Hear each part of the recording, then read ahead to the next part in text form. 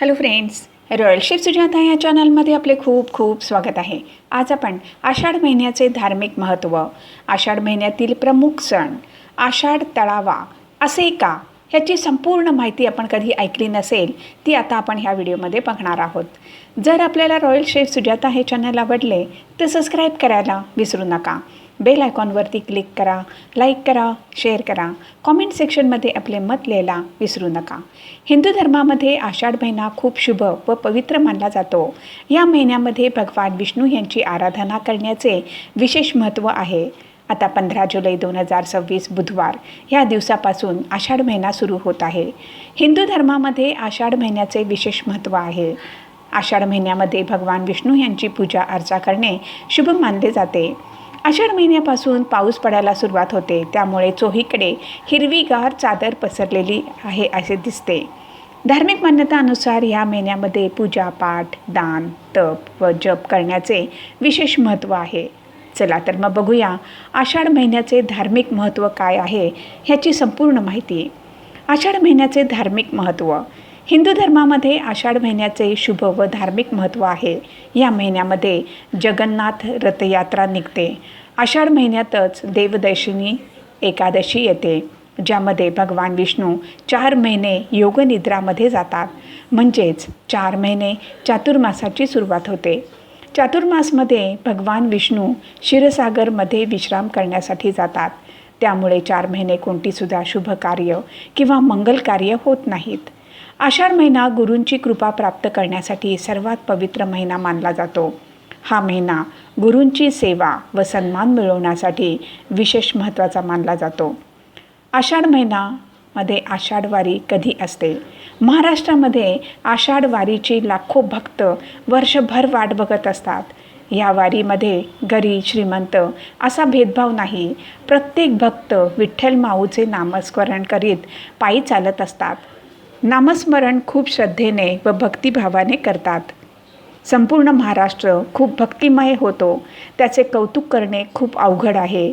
कितीही ऊन असो, पाऊस असो, माऊली भक्त नामस्मरण करीत चालत असतो. प्रत्येक भक्ताला विठुरायाच्या भेटीची ओढ लागलेली असते.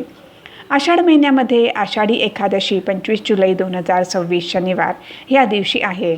आषाढवारीची सुरुवात 7 जुलै 2026 मंगळवार या दिवशी संत तुकाराम महाराजांच्या पालखीचे प्रस्थान देहू या गावातून होऊन पंढरपूर येथे पोचते.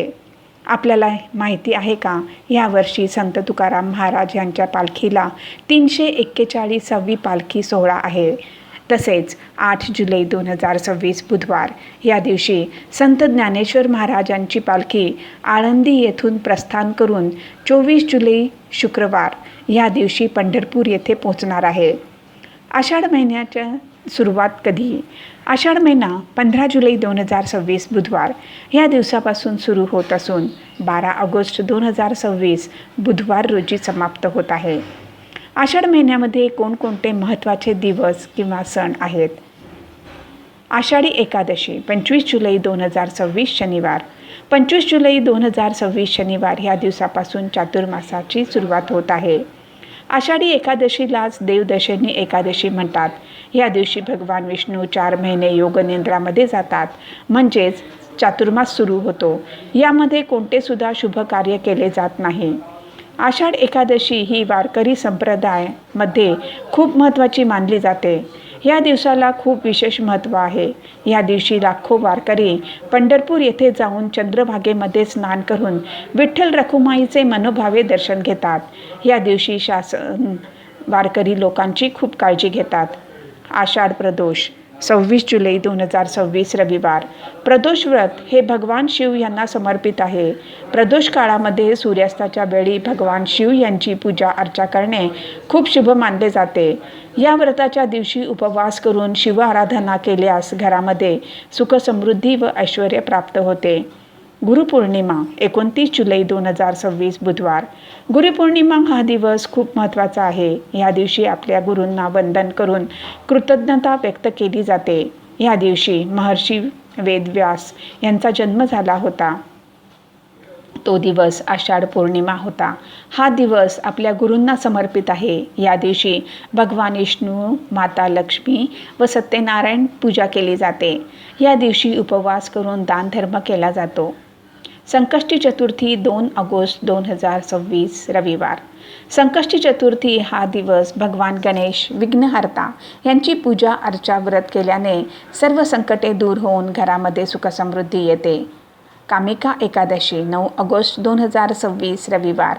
कामिका एकादशीचे व्रत केल्याने सर्व पापांपासून मुक्ती मिळून मोक्षप्राप्ती होते. या दिवशी सकाळी लवकर उठून भगवान विष्णूंची मनापासून पूजा करावी.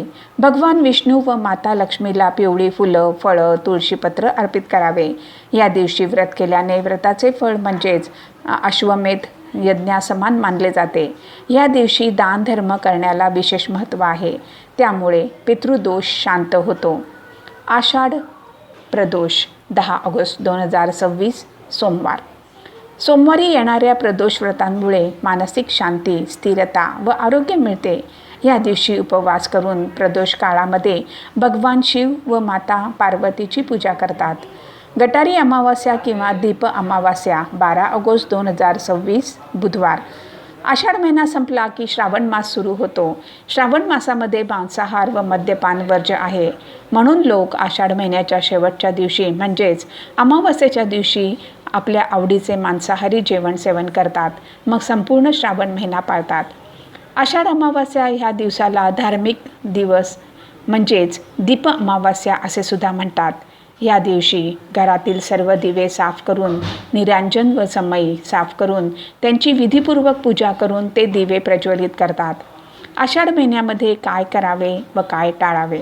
आषाढ महिन्यामध्ये रोज भगवान विष्णू यांची पूजा अर्चा केली जाते.